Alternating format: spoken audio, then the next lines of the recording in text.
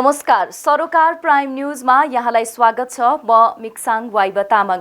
सरोकार प्राइम न्यूजमा आज हामीसँग हुनेछन् सभापति चयन भएसँगै संसदीय समितिहरू सक्रिय, मंगलबार एकै दिन विभिन्न 6वटा समितिको बैठक सम्पन्न, विद्यमान ऐन नियममा सुधार सहितको कार्ययोजना बनाउन लेखा समितिको निर्देशन, उपत्यकाको फोहोर व्यवस्थापन प्रभावकारी बनाउन प्रधानमन्त्रीको चासो, फोहोर व्यवस्थापनका लागि तीनै तहको सरकार गम्भीर बन्नुपर्नेमा जोड, सुन तस्करी प्रकरणमा पूर्व उपराष्ट्रपति नन्दबहादुर पुनका छोरा दिपेश पुन पनि तानिए, तस्करीसँग जोडिन सक्ने केही कडी फेला परेपछि सिआइबीले बयान दियो र एसिया कप खेलेर नेपाली राष्ट्रिय क्रिकेट टोली बुधबार स्वदेश फर्किन लागेको प्रसंग सहित अन्य समाचार आज रहेका छन् सरोकार प्राइम न्यूजमा। तर खबर सुरु गर्नु अघि सुरुमा लागौं आजको हेडलाइन तर्फ।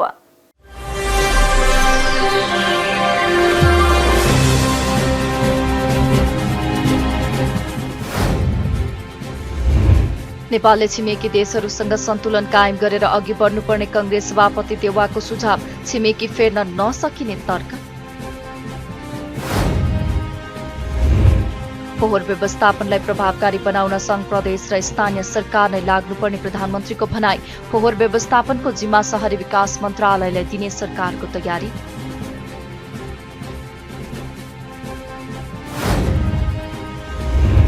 बेरोजी पर्चोटलाई प्रभावकारी बनाउन लेखा समितिले दिनरात काम गर्ने समितिको तयारी, राजनीतिक दलका आय व्ययमा पनि समितिले छानबिन गर्नुपर्ने सदस्य योगेश भट्टराईको माग। उत्तर कोरियाली नेता किम जोङ उन र रुसी राष्ट्रपति पुटिन बीच फेरि भेट हुने खबर सार्वजनिक, दुई मुलुक बीच हतियार किनबेचका विषयमा छलफल केन्द्रित हुने। र नेपाली राष्ट्रिय भलिबल खेलाडीले मासिक 5,000 रुपैयाँ पारिश्रमिक पाउने, नियमित तलबका लागि विभिन्न दाताले प्रतिबद्धता जनाएको नेपाल भलिबल संघद्वारा जानकारी।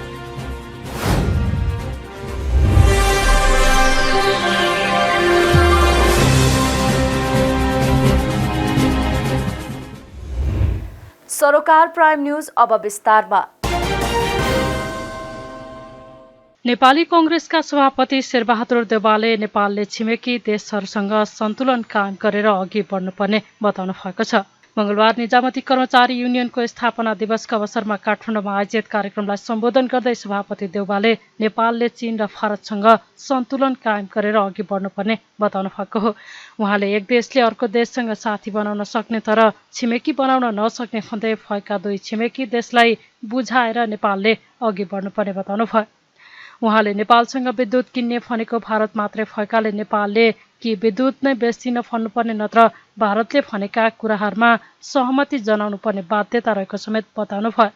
त्यस्तै सभापति देउवाले सरकार र कर्मचारीबीच एक आपसमा मिलेर मात्रै देश विकास गर्न सकिने भन्दै मन्त्रीले भनेपछि कर्मचारीले मान्नै पर्ने धारणा राख्नु भयो। पूर्व प्रधानमन्त्री समेत रहनुभएका देउवाले मन्त्रीहरू आउने जाने हुन् भनेर हेपेपछि आफूले प्रहरी अधिकृतलाई हटाइदिएको समेत सुनाउनु भयो। बिजुली नेपालमा सबभन्दा बढी छ त बाहिर कसै एउटै को छ बाहिर? इन्डिया। बाहिर त इन्डिया छ नि, कहीँ बिजुली बेच्दै भन्नु पर्यो, उसको कुरा मान्नुपर्ने हुन्छ। त्यही कुरा हो। त्यसकारण बाहिर जो बिजुली किन्ने हो त्यसको कुरा सुन्नुपर्ने बाध्यता छ हामीलाई। र कहिले आउँदैन यहाँ बिजुली किन्दैन, हामी त बिजुली बढी भयो भने पुलि किन्दैन। त्यस कारण चाहिँ नि किन्नु उसले पर्ने हो नि। त्यही भएर हामीलाई केही बाध्यता आउँछ, अप्ठ्यारो आउँछ नि। हेर्नुहोस्, हामीले यी सब कुरा बुझ्नु पर्दछ। त्यसै कारण चाहिँ नि हामीले सबैलाई मिलाउनु पर्ने कुरा छ। चीन र भारत दुईटा हाम्रो छिमेकी देशहरू हुन्, दुईटासँग राम्रो सम्बन्ध हुनुपर्ने हाम्रो बाध्यता छ, आवश्यकता छ। तर साथसाथै कसै कति बढी केमा बढिराख्ने कहिले कसै राख्ने कुरा पनि छ। त्यस कारण मलाई लाग्छ चीनले पनि सम्झाउन सकिन्छ, चीनलाई पनि भारतलाई पनि सम्झाउन सकिन्छ, सम्झाउनु पर्छ। त्यसै कारण चाहिँ हामीले सन्तुलन मिलाएर अगाडि बढाउने कुरा हुन्छ। एउटा कुरा के छ भन्नुहुन्छ भने, एउटा ऊ छ you can change the friend, you can not change neighbour भन्छ नि। छिमेकी बदल्न सक्नुहुन्न तर फ्रेन्ड बदल्न सक्नुहुन्छ। दुईवटा नेबर हुन् चीन र इन्डिया, नेपाल त्यसलाई बदल्न सक्नुहुन्न नि। त्यस कारण उनको कुरा मान्नुपर्ने हुन्छ। त्यस कारण चाहिँ बडा हामी चाहिँ समस्याविहीन नेपाल छ भने होइन, यसलाई सन्तुलन गरेर मिलाएर जानुपर्ने हाम्रो चाहिँ आवश्यकता छ, बाध्यता छ। जे भने पनि यसैमा हाम्रो बुद्धिमत्ता पनि छ। त्यसैले चाहिँ अहिले हाम्रो लागि चाहिँ दुईटै देश छिमेकी देशहरू हुन्। छिमेकी बदल्न सकिँदैन। छिमेकीलाई चाहिँ छिमेकीका दुईटै कुरालाई सन्तुलन मिलाएर अगाडि बढ्नुपर्ने हुन्छ। बुझाउनुपर्छ यो कुरा हामी यो कुरा गर्छौँ भनेर। त्यसै कारणले हामी सब गर्नुपर्ने कुरा हाम्रा समस्याहरू छ समाधान हामी गर्नुपर्ने हाम्रो कर्तव्य हो। अरू तपाईँहरूलाई धेरै धेरै धन्यवाद मलाई बोलाउनु भयो। अब कुरा के हुनुहुन्छ भने अब यो मेरो एउटै कुरा हो, हाम्रो देशमा यो चाहिँ नि ब्युरोक्रेसी एउटा कुरा के बुझ्नु, भोट कहाँ हाल्यो हुन्छ आफ्नो ठाउँमा। कार्यक्रममा नेता डाक्टर शेखर कोइरालाले कांग्रेसले नेतृत्व गरेका मन्त्रालयहरूमा लोकतान्त्रिक विधिलाई पाखा लगाइयो भन्ने कुरा आइरहेको भन्दै पार्टीको तर्फबाट सरकारमा गएका मन्त्रीहरूलाई बोलाएर सचेत गराउन सभापति देउवालाई सुझाव दिनुभयो। उहाँले संघीय निजामती सेवा ऐनमा पार्टीबाट सुझाव दिनका लागि सहमहामन्त्री जीवन परियारको नेतृत्वमा एउटा छुट्टै समिति बनाउन पनि आग्रह गर्नुभयो। यो कर्मचारी यो जुन ऐन अहिले आउँदैछ, उपप्रधानमन्त्री हाम्रो उपप्रधानमन्त्रीजीले हेरिरहनु भएको छ। उहाँले सबैसित सरोकारवालाहरूसित छलफल त गरिरहनु भएको छ। तर पार्टीले पनि सभापतिजी यहीँ हुनुहुन्छ, पार्टीले पनि माने एउटा सानै टिम बनाइकन या तपाईँको जीवन परियारजी हुनुहुन्छ हाम्रो महामन्त्री, उहाँको लिडरसिपमा के प्रब्लमहरू छ भनेर कर्मचारी साथीहरूले, कर्मचारी युनियनका साथीहरूले गर्न सक्नुभयो भने त्यो राम्रो हुन्छ कि जस्तो पनि मलाई लाग्छ। आदरणीय साथीहरू, अघि कर्मचारी वृत्तका साथीहरूले जुन कुरा उठाउनु भयो त्यो अत्यन्त गम्भीर पनि छ। नेपाली कांग्रेसको मन्त्रालयमा डेमोक्रेट्सहरू छैनन् भन्ने कुरा आइरहेका छ। डेमोक्रेट्सहरूलाई पाखा लगाएको भन्ने कुरा आइरहेको छ। अनि कर्मचारी युनियनमा काम गरिरहेका साथीहरूको मनोबल कसरी उच्च हुन्छ, यो कुरा सभापतिजीले त बुझ्नु भएको छ। सभापतिजीले मन्त्रीहरूलाई बोलाइकिन यो कुरा राम्ररी सम्झाउनु पर्छ भन्ने मलाई लाग्छ। होइन भने अप्ठ्यारो परिस्थितिमा हाम्रा कर्मचारी युनियनका साथीहरू परिरहनु भएको छ। हामीसित पनि भेटघाटहरू भइरहेको हुन्छ। उहाँहरू अप्ठ्यारो परिस्थितिमा परिरहनु भएको छ। त्यो पनि कहाँबाट भन्दाखेरि नेपाली कांग्रेसले लिएको मन्त्रालयहरूबाट भन्दाखेरि चाहिँ अलि आफैलाई पनि झसङ्ग हुन्छ, अलिकति अप्ठ्यारो महसुस हुन्छ। त्यो नहोस्, त्यसकारण सभापतिजीले एकचोटि सबै मन्त्रीज्यूहरूलाई बोलाइकिन, नेपाली कांग्रेसका मन्त्रीहरूलाई बोलाइकिन कर्मचारीहरूको प्रब्लम यो छ भनेर भनिदिनु हो भने त्यसले एउटा राम्रो मेसेज जान्छ भन्ने मलाई लाग्छ। अहिले नेपाली कांग्रेसलाई चारैतिरबाट आक्रमण भइरहेको छ, सबैतिरबाट भइरहेको छ। यसो हेर्दाखेरि 9-10 वटा मन्त्रालय हाम्रो छ, 9 वटा मन्त्रालय छ क्यारे हाम्रो। 80 झन्डै 90 जना सांसदहरू छौँ हामी। तर गभर्नमेन्ट हाम्रो हो कि होइन भन्ने आम नेपाली जनतालाई त्यो फिल भइरहेको छ। यो के हुँदो रहेछ भने पार्लियामेन्ट्री सिस्टम अफ डेमोक्रेसीमा जसले जे भन्यो भने पनि, जतिसुकै भन्यो भने पनि सभापतिजी यही हुनुहुन्छ, उहाँले त प्रधानमन्त्रीजीसित कुरा गरिरहनुहुन्छ, भइरहेको होला। जतिसुकै भन्यो भने पनि प्रधानमन्त्री नै सर्वसर्वा। त्यस्तै उहाँले प्रधानमन्त्री पुष्पकमल दाहाल र काठमाडौँ महानगरपालिकाका मेयर बालेन्द्र शाहको अराजक खालको पछिल्लो अभिव्यक्तिबाट देश चल्न नसक्ने बताउनुभयो। सरकारले देशैभरिको फोहोर व्यवस्थापन गर्ने जिम्मेवारी र संयोजन शहरी विकास मन्त्रालयबाट हुने व्यवस्था गर्ने भएको छ। काठमाडौँ उपत्यकाको फोहोर व्यवस्थापनलाई प्रभावकारी बनाउने सम्बन्धमा सरोकारवाला निकाय र पक्षका प्रतिनिधिहरूसँग भएको छलफलमा प्रधानमन्त्री पुष्पकमल दाहाल प्रचण्डले आगामी मन्त्री परिषदको बैठकबाट यस्तो व्यवस्था गर्न लागि बताउनु भएको हो। प्रधानमन्त्रीले फोहोर व्यवस्थापन संघीय, प्रादेशिक र स्थानीय सरकारको साझा दायित्व भएकोमा जोड दिँदै फोहोरको दीर्घकालीन व्यवस्थापनका समाधानका निम्ति गठन आदेश सहितको कानूनी व्यवस्था र दीर्घकालीन संयन्त्र निर्माण गरिने बताउनुभयो। प्रधानमन्त्री प्रचण्डले फोहोर मैला व्यवस्थापनमा तीनै तहका सरकार गम्भीर बन्नुपर्ने बताउनुभयो। छलफलमा सहभागीहरूले फोहोरको दीर्घकालीन समाधानका विविध पक्षबारे धारणा राखेका थिए। उपत्यकाको फोहोर व्यवस्थापनमा बारम्बार व्यवधान आउँदा संघीय सरकार र काठमाडौँ महानगरपालिकाबीच सम्बन्ध चिसिएको छ। फोहोर व्यवस्थापनमा आउने समस्याको दीर्घकालीन समाधानमा सरकारले स्थानीय तहलाई नसघाएको महानगरले आरोप लगाउँदै आएको छ। बैठकमा बन्चरे डाँडाको फोहोर व्यवस्थापन, प्रभावित स्थानीयवासीले उठाएका मागहरू, डम्पिङ साइटका लागि जग्गा खरिद लगायतका विषयमा पनि छलफल भएको थियो। यसका लागि उच्चस्तरीय संयन्त्र आवश्यक रहेको र त्यसका लागि कानूनी प्रबन्ध आवश्यक रहेकोमा जोड दिइएको छ।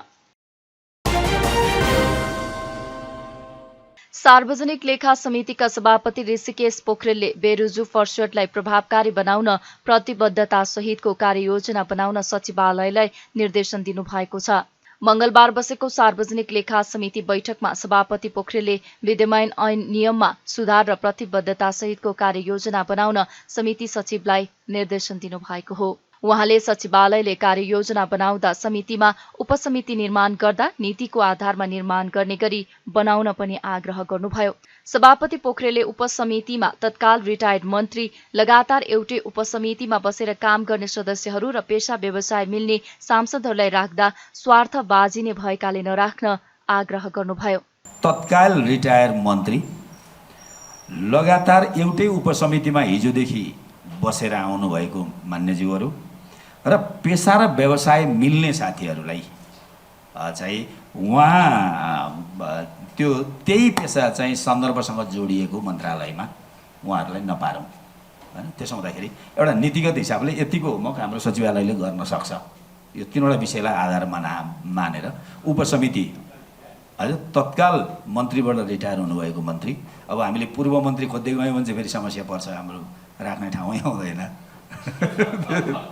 त्यसो हुँदा तत्काल रिटायर हुनुभएको मन्त्री एउटै उपसमितिमा, हिजो पनि म चाहिँ सङ्घीय मन्त्रालयको उपसमितिमा थिएँ, आज पनि सङ्घीय मन्त्रालयकै उपसमितिमा नपर्ने गरी हैन। दोस्रो चाहिँ पेशा र व्यवसाय, मेरो पेशा नजोडियोस्, यो तीनटा विषयलाई आधार बनाएर उपसमितिको होमवर्क सचिवालयले गरोस् र यो होमवर्क गरेको मलाई लाग्छ त्यो होमवर्क गरोस् मात्रै के र त्यो विषयसँग एक ढङ्गले अगाडि जाओस् भन्न पनि सकिन्छ। त्यो हिसाबले त्यसो गर्दा अर्को दिन प्रस्ताव तयार गरोस्, अर्को मिटिङमा हामीले सुनाउँदा मात्रै सकियोस् एउटा। अर्को चाहिँ यो क्षमता अभिवृद्धि के अरे यो अब चाहिँ मुख्य सचिवदेखि सबै मन्त्रालयका सचिवहरू बोलाउनु पर्ने हुँदा कुन मिति उपयुक्त हुन्छ होला त्यहाँ चाहिँ सरसल्लाह गर्नु आवश्यक छ। समितिका 27 जना सांसदले काममा गति दिन सके समितिको काम प्रभावकारी हुने उहाँले बताउनुभयो। उहाँले समितिले तत्काल बेरुजु, महालेखा र लेखा उत्तरदायीको बीचमा अन्तर्संवाद र लेखा समितिका सदस्यहरू र सचिवालयको क्षमता अभिवृद्धि गर्ने अनिवार्य आवश्यकता रहेको बताउनुभयो। समितिमा पर्ने उजुरीहरूको समितिमा नै छलफल हुने तर अध्ययन अनुसन्धान नगर्दा परिणाम आउन नसक्ने अवस्था रहेको भन्दै आगामी दिनमा समिति सदस्यहरूले अध्ययन गर्न आवश्यक रहेको उहाँले बताउनुभयो। बैठकमा एमाले सांसद योगेश भट्टराईले राजनीतिक दलहरू पारदर्शी र जवाफदेही बन्नुपर्नेमा जोड दिनुभएको छ। राजनीतिक दलहरूको आर्थिक व्यवहारलाई पनि संसदीय समितिले हेर्नुपर्ने बताउनुभयो। सांसद भट्टराईले लेखा समितिले राजनीतिक दलसँग सम्बन्धित विषयलाई पनि आफ्नो क्षेत्र अधिकारभित्र राख्नुपर्ने बताउनुभयो। संघीय मामिला तथा सामान्य प्रशासन मन्त्री अनिता देवीले देशका सबै भूगोल र समुदायलाई समेटेर मात्रै कानून निर्माण गर्ने काम नभए भ्रष्टाचारको अन्त्य गरी मुलुकलाई सुशासनको बाटोमा हिँडाउन सक्ने अवस्था नरहेको बताउनु भएको छ। मंगलबार सिंहदरबारमा बसेको प्रतिनिधि सभा अन्तर्गतको राज्य व्यवस्था तथा सुशासन समितिको बैठकमा बोल्दै उहाँले सो कुरा बताउनु भएको हो।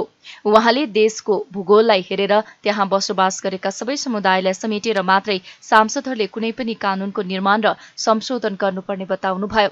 मन्त्री देवीले सरकारबाट भएको कमजोरी सच्याउनका लागि पनि सांसदहरूले सरकारलाई आवश्यकता अनुसार सचेत गराउनुपर्ने बताउनुभयो।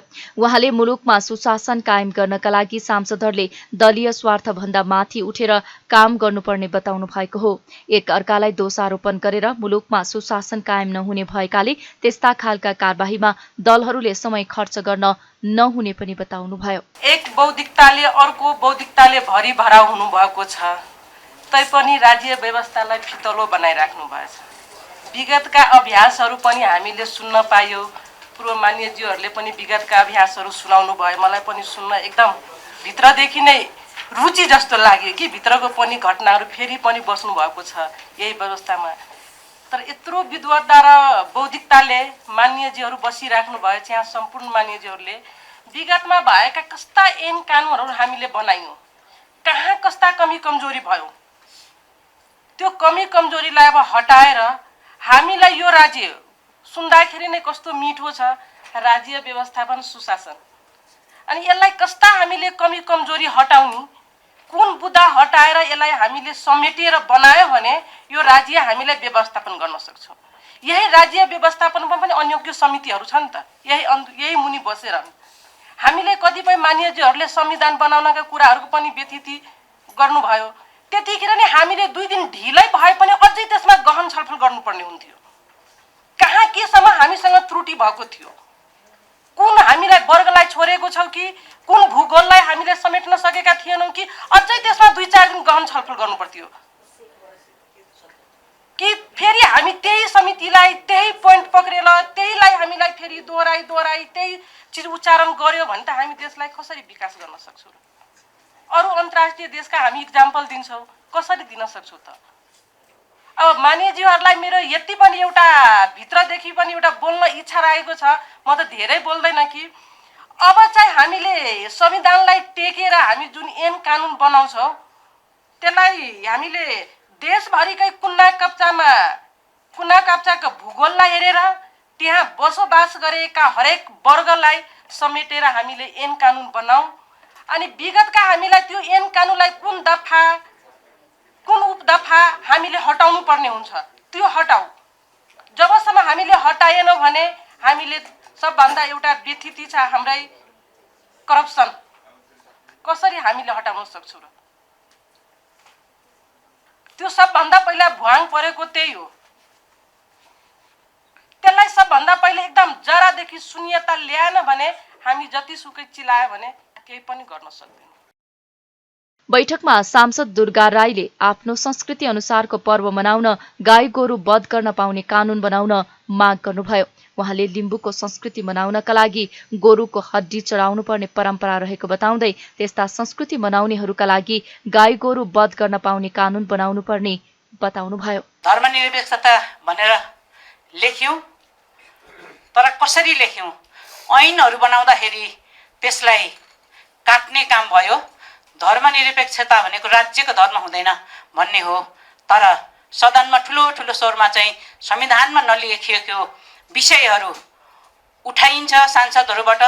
त्यो मेरो लागि यो सानो संसद भएको हुनाले यहाँ मैले आपत्ति पनि जनाउन चाहन्छु। के मलाई बोल्न आउँदैन? मेरो मुद्दुमको बारेमा मैले यहाँ बोल्न सक्दिनँ? बोल्छु नि त। हामीले जस्तै गाईलाई राष्ट्रिय जनावर बनायौँ, त्यसमा पनि त्यो यदि कसैले पूजा गर्छ, कसैले पूजा गर्दाखेरि गोरुलाई मुद्दुममा हाम्रो गोरुलाई नबोलाइकिन हाम्रो मुद्दुम पुरै हुँदैन, पितृहरू खुसी नै हुँदैन। त्यसमा पनि माले गोरु माले बाछालाई पूजा गर्यो भने हाम्रो किराँतीहरूको मुद्दुम त साँच्चीकै पितृहरू खुसी हुँदाखेरि यी विषयहरूमा हामीले यो छलफल गर्नुपर्छ भन्ने कुरा मैले चाहिँ राख्न चाहन्छु। विषय यो सदनमा उठिरहेको छ। यो विषयहरू यदि संविधानमा वर्जित गरेको विषयहरू उठाउन किन दिइन्छ?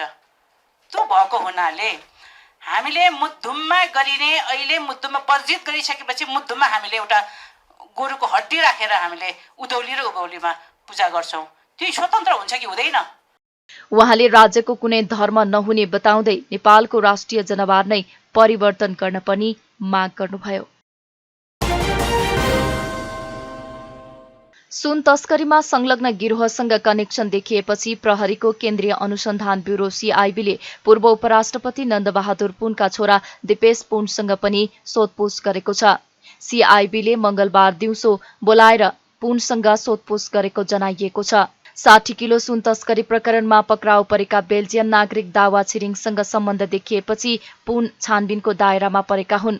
पूर्व उपराष्ट्रपति नन्दकिशोर पुनका छोरा दिपेशको छिरिङसँग बाक्लो उठबस देखिएपछि उनलाई प्रहरीको केन्द्रीय अनुसन्धान ब्यूरो सीआईबीले बयान लिएको हो। माओवादीको विद्यार्थी संगठन अनेरा सोभियु क्रान्तिकारीका महासचिव समेत रहेका पुनको सुन तस्करी प्रकरणमा तानिएका दावा छिरिङसँग सम्पर्क रहेको भन्दै अनुसन्धानमा बोलाइएको जनाइएको छ। अनुसन्धानमा संलग्न एक अधिकृतका अनुसार दिपेश 4 वर्ष अघि दावासहित अन्य चिनिया नागरिकहरूसँग हेलिकप्टरमा गोसाईकुण्ड घुम्न समेत गएको पाइएको छ। काभ्रेबाट नेपाली नागरिकता समेत लिएका दावा छिरिङको माओवादीका अरू नेताहरूसँग पनि सम्पर्क देखिएको प्रहरीको दावी छ।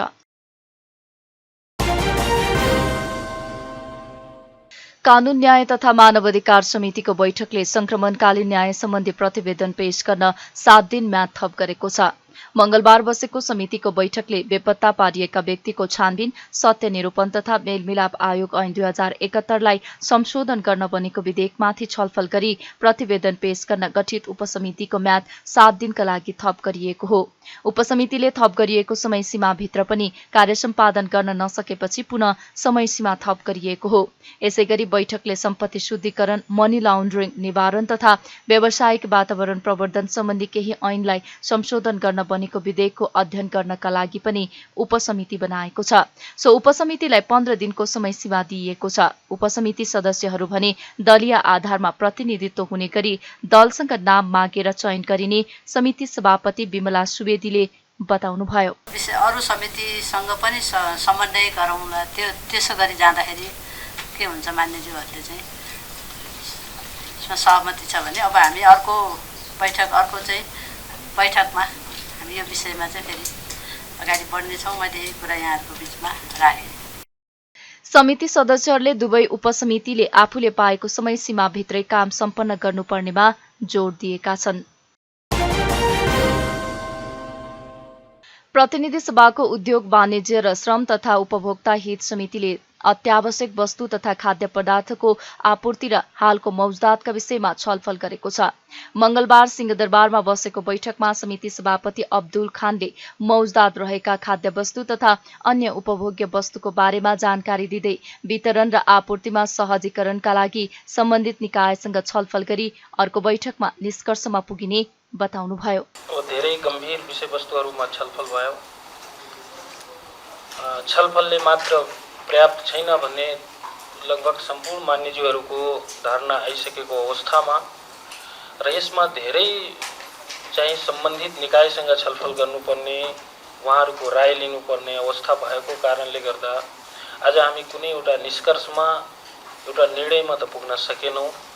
तर यथासम्भव सबैजनाको राय सल्लाह लिएर अर्को बैठकमा सकभर धेरैभन्दा धेरै हाम्रो माताहतका निकायका प्रमुखज्यूहरूलाई बोलाएर छलफल गरी एउटा निष्कर्षमा हामीले आवश्यक नै पुग्नेछौँ भन्ने कुरा राख्दै हामी चाहिँ समितिको अर्को बैठक अब सूचना जारी भएपछि बस्ने जानकारी गराउँदै आजको बैठक यही अन्त गर्दछु। सांसदहरूले नेपालको आपूर्ति प्रणाली कमजोर रहेको भन्दै दिगो समाधानका लागि समितिले काम गर्नुपर्नेमा जोड दिएका छन्। राष्ट्रपा सांसद असीम शाहले नेपालमा बिचौलियाका कारण उपभोक्ताले धेरै मूल्य तिर्नु परेको भन्दै उत्पादक र उपभोक्ताका बीचमा बिचौलियाको बिगबिगीलाई रोक्नुपर्नेमा जोड दिनुभयो। एउटा व्यापारीले ग्यासको मूल्य बढ्दैछ भनेपछि उसँग स्टक गर्ने जम्मा 20-25 वटा ग्यास हुन्छ। अरू बेलामा हामी किन्न गयो भने ग्यास अहिले छैन, भोलि आउँछ दाइ भन्छ। र जुन बेला ग्यासको मूल्य बढ्दैछ उसँग 200-300 वटा सिलिन्डर स्टकमा हुन्छ। एउटा पेट्रोल पम्पसँग त्यही ढङ्गले उसले स्टक राख्छ। कमसेकम 7 दिन, 8 दिन, 10 दिन, 2 हप्तालाई पुग्न बढ्दैछ भने उसले त्यही ढङ्गले पेट्रोल र डिजेलको स्टक राख्छ। र घट्दैछ भने उसले पेट्रोल पम्प रित्याउँछ र घट्ने दिन सायद पेट्रोल पम्पमा हामी लाइन बस्नुपर्ने परिस्थिति छ। एउटा व्यापारीले त्यो गर्न सक्छ भने एउटा सिँगै आय निगमको प्रतिनिधि र जिएम साहब पनि हुन्छ। हामीले आय निगमले कमसेकम 6 महिनालाई पुग्ने प्रणाली अथवा स्टक राख्न सक्ने प्रणाली विकसित गर्न सक्दैन। कमसेकम 6 महिनासम्म त सस्तो भएको बेलामा हामी पेट्रोल, डिजेल, ग्यास किनेर राखेर अलिक महँगो भएको बेलामा पनि त्यही रेटमा बेच्न सक्ने परिस्थिति सिर्जना गर्न सकिन्छ। त्यो बारे हामी छलफल गरौँ न। यो इन्धनको बारेमा मेरो यति नै कुरा छ। अब जनतालाई राहत दिनुपर्ने कुरा इन्धनको बारेमा यही छ। अब चिनीमा राहतको कुरा, चिनीको पनि त्यही छ। चिनी योभन्दा अगाडि 70-80 रुपियाँमा चिनी पाइन्थ्यो। त्यो चिनी सस्तो भए बेला चाहिँ न अर्थ मन्त्रालय चाहियो, न जनप्रतिनिधि चाहियो, न जनतालाई राहत दिने कुरा हुन्छ। कसरी हुन्छ बढीभन्दा बढी मूल्यमा चिनी बेच्ने र भएभरको स्टक यदि के अरे सस्तो भए बेला सिद्ध्याउने र महँगो भए बेला स्टक राखेर बेच्ने। अनि त्यही चिनीलाई अहिले चाडपर्वको न्युमा चाहिँ हामीले चिनीको मूल्यमा अन्तःशुल्क दया त्यो घटाइदिएर व्यापारी अथवा यो साइड ट्रेनिङले बेच्छ जस्तो लाग्छ मलाई चिनी। अनि साइड ट्रेनिङले धनी बनाइदिने, साइड ट्रेनिङको जेबले मैले यति नाफा कमाएर यो देखाएर आफू टिकिरहने भन्दा पनि सस्तो भएको बेलामा पनि जनतालाई अनुभूति त हुनु पर्यो नि। त्यस्तै नेपाली कङ्ग्रेसका सांसद दुर्लभ थापाले चाडपर्वका बेलामा मात्रै गरिने अनुगमनलाई अन्य समयमा पनि निरन्तरता दिन सकिए उपभोक्ता ठगिने क्रम रोकिने बताउनुभयो। इन्धनमा हुने स्वचालित मूल्य वृद्धिलाई व्यापारीले स्टक गरेर अनुचित लाभ लिएको उहाँले बताउनुभयो।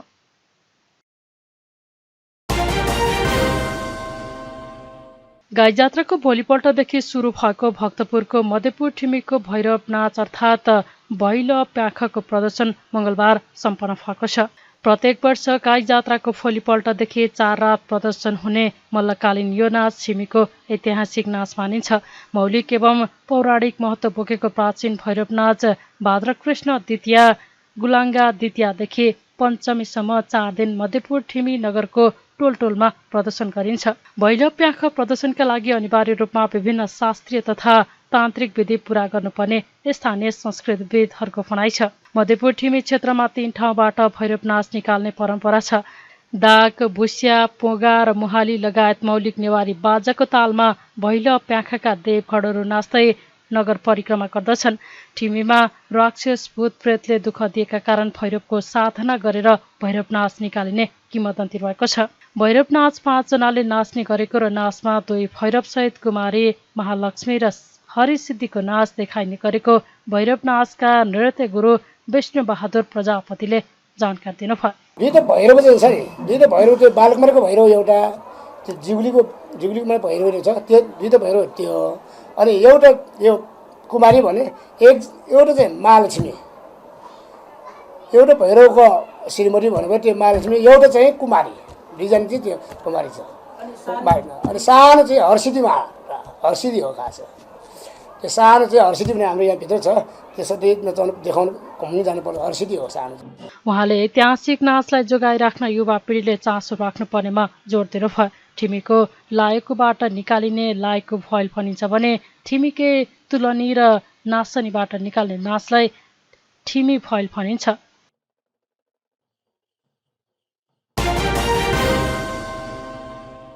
कानून न्याय तथा मानवाधिकार समितिका सभापति विमला सुवेदीले मानव बेचबिखनको विषयमा आम रूपमा बहस गर्नुपर्ने बताउनु भएको छ। मानव बेचबिखन विरुद्धको 17औं राष्ट्रिय दिवसका अवसरमा मंगलबार आयोजित बेचबिखनमा प्रभावितको अधिकार र क्षतिपूर्तिमा पहुँच सम्बन्धी अन्तर्क्रियामा उहाँले सो कुरा बताउनु भएको हो। उहाँले आवश्यकता र माग अनुसार मानव बेचबिखन सम्बन्धमा कानूनी छलफल भए पनि त्यो पर्याप्त नभएको बताउनुभयो। विषयको हिसाबले यो निकै महत्त्वपूर्ण विषय छ। यसलाई हामीले चाहिँ न्यूनीकरण गर्न त खोजेकै होइन, त्यो विषयलाई न्यूनीकरण गर्ने त प्रश्नै हुँदैन।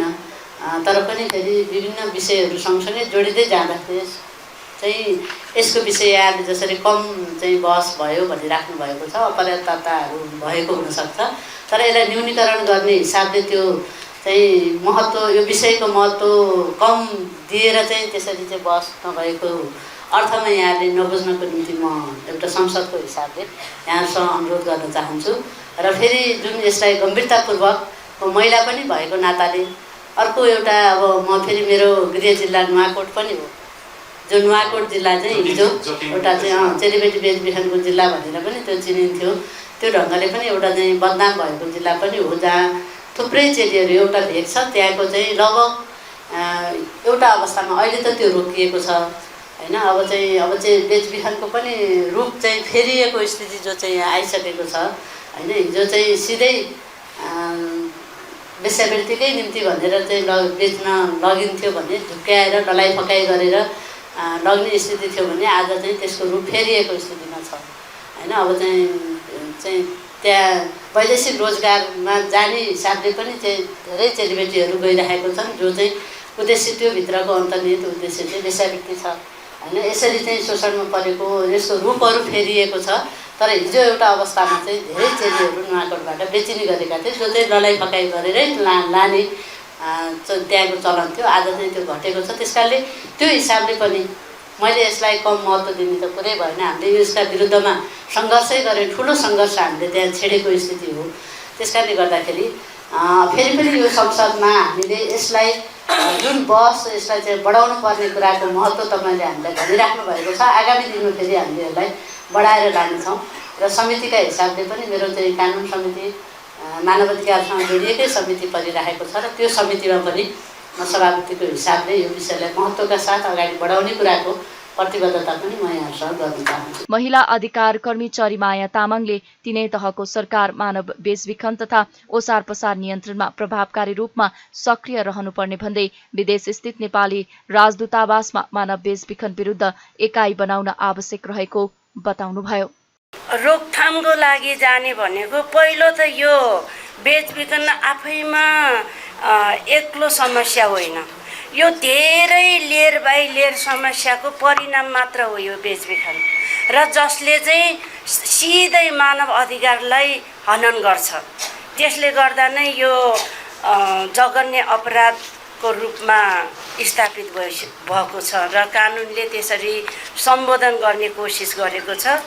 र यसमा जानै पर्दाखेरि सबैभन्दा पहिलो त आज हामीले 3 तहको सरकार पाएको छ र यहाँ अहिले हामीसँग हुनुभएको माननीयज्यूहरूले पक्कै नै यो छलफलबाट भएको कानुनलाई प्रभावकारी रूपमा कार्यान्वयन गर्ने पक्षलाई खबरदारी मात्र होइन, यसरी गर्नु पर्यो भन्ने पृष्ठपोषण सहित जानुहुनेछ भन्ने लाग्छ।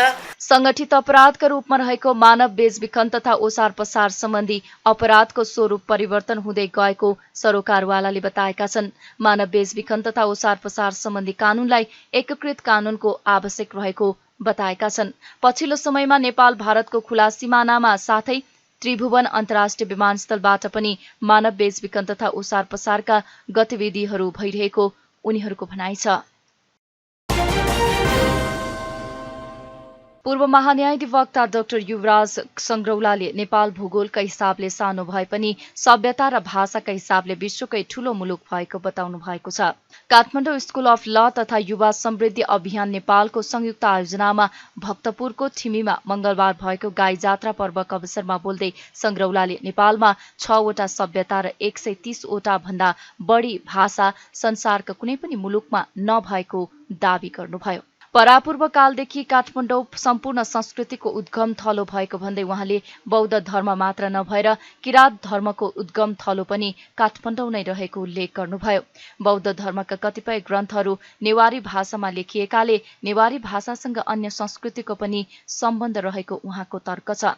आफू काठमाडौँ महानगरको सल्लाहकार रहँदा नेवारी भाषालाई सरकारी कामकाजको भाषा बनाउन पहल गरे पनि सर्वोच्च अदालतका कारण सफल नभएको उहाँले बताउनुभयो। भाषा धर्म संस्कृतिलाई सम्मान गर्न नसक्दा देश बिग्रिएको भन्दै संग्रौलाले विद्यालय स्तरबाटै संस्कृति र मातृभाषाबारे अध्ययन अध्यापन गराउनु पर्नेमा जोड दिनुभयो। जसले आज यहाँ संलग्नता केवल टिक बनाउनका लागि गर्नुभएको छ, तपाईबाट संस्कृति बन्दैन। तपाईँ यो संस्कृतिलाई माया गर्नका लागि लाग्नु भएको छ भने यो देशको संस्कृति रहन्छ। धेरैले भन्छन् हाम्रो देश सानो छ, म भन्छु संसारको सबैभन्दा ठुलो देश हो, किनभने यहाँ 6 वटा सभ्यता छ।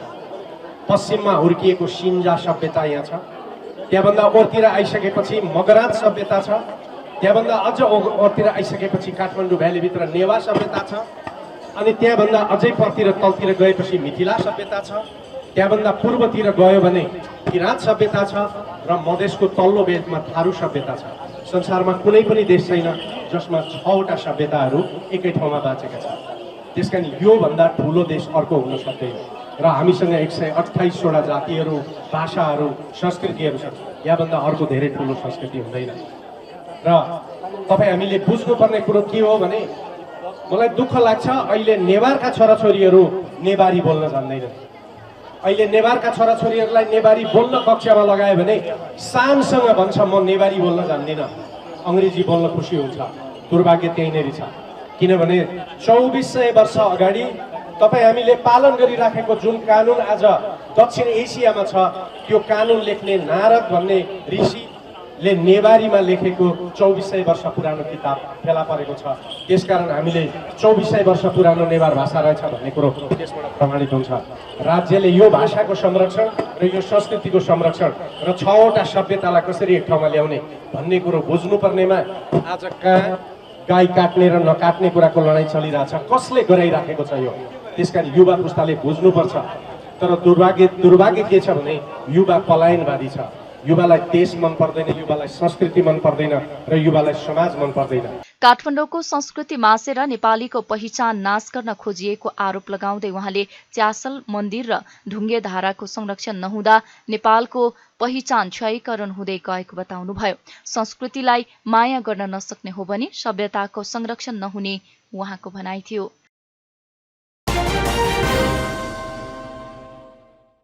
नेपाली राष्ट्रिय पुरुष तथा महिला भलिबल खेलाडीले मासिक 5,000 रुपैयाँ तलब पाउने भएका छन्।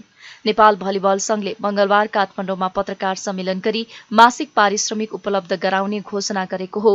अमेरिकामा रहेका पूर्व अन्तर्राष्ट्रिय खेलाडी, व्यवसायी र भलिबल खेल प्रेमीको सहयोगमा संघले पहिलो पटक खेलाडीलाई मासिक पारिश्रमिक जनही 5,000 वितरण गरेको छ।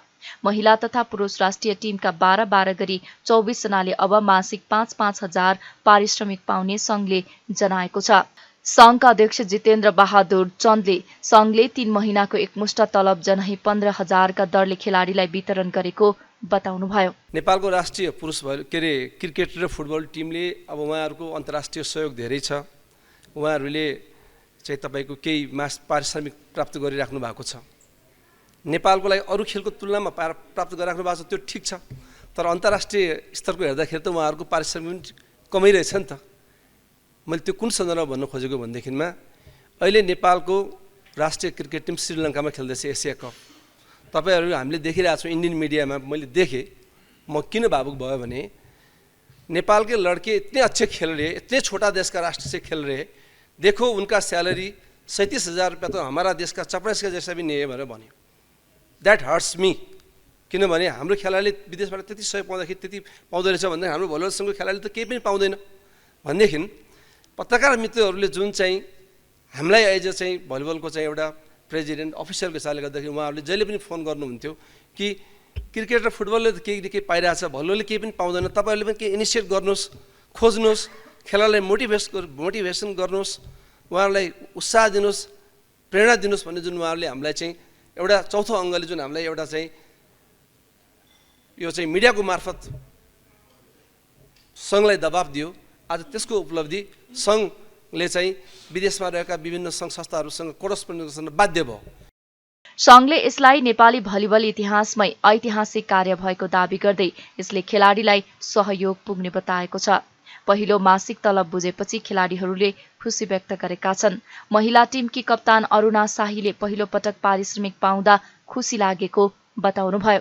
नेसनल गेम भलिबलको राष्ट्रिय टिमलाई एउटा मन्थली स्यालेरी दिन स्टार्ट गरेको सङ्घ हो। त्यसकारणले गर्दा पनि म सङ्घप्रति र यो समन्वय गर्नुहुने आदरणीय दाजु राम श्रेष्ठ दाईलाई चाहिँ एकदमै थ्याङ्क यू भन्न चाहन्छु। र म लगायत सम्पूर्ण राष्ट्रिय टिम हाम्रो टिमको तर्फबाट सम्पूर्ण सहयोग जति पनि हाम्रो विदेशमा गएर पनि हाम्रो भलिबलमा लागेका खेलाडीहरूको दुःख मर्महरू बुझेर जुन सहयोग गर्नुभएको छ उहाँहरूलाई एकदमै नमन गर्न चाहन्छु, सम्झिन चाहन्छु। त्यस्तै पुरुष टिमका कप्तान मानबहादुर श्रेष्ठले नियमित पारिश्रमिक पाउने कुराले नेपाली भलिबल क्षेत्र थप बलियो हुने विश्वास व्यक्त गर्नुभयो। यो एउटा ऐतिहासिक दिन नै हो। यो दिन चाहिँ मैले यति अगाडि सोचेको थिएँ कि आज म क्याप्टेन हुँदाखेरि स्टार्ट भएको छ। मलाई यो त एकदम खुसी लागेको छ र म क्याप्टेन हुँदा यो स्यालेरी स्टार्ट भएको छ र हाम्रो यो भर्खर नवनिर्वाचित भलिबल सङ्घ जितेन्द्र बहादुर सरको नेतृत्वमा हुँदा स्टार्ट भएको छ। यो दिनलाई म कहिले पनि बिर्सिने छैन र यति भन्दै युएसमा बस्नुभएका सम्पूर्ण राष्ट्रिय तथा अन्तर्राष्ट्रिय खेलाडीहरूले एउटा हाम्रो खेलाडीहरूको मर्म बुझेर एउटा खेलाडीहरूको पीडा बुझेर उहाँहरूले थोरै पैसा भए पनि आफूले छुट्याएर चाहिँ हामीलाई सहयोग गर्नुभएको छ। नेपाल भलिबल सङ्घलाई पनि विशेष धन्यवाद दिन चाहन्छु। उहाँहरूको पलले गर्दाखेरि आज यो सफल भएको छ। यो सँगै खेलाडीलाई तलब दिने भलिबल सङ्घ चौथो संस्था बनेको छ। यसअघि क्रिकेट, फुटबल र बुद्धिचालका खेलाडीले मासिक पारिश्रमिक बुझ्दै आएका छन्। सरोकार प्राइम न्यूज आजलाई यति नै। सम्पूर्ण युनिटलाई बिदा दिनुहोस्। सत्य, तथ्य, निष्पक्ष समाचारका लागि हेर्दै गर्नुहोला सरोकार टेलिभिजन। नमस्कार।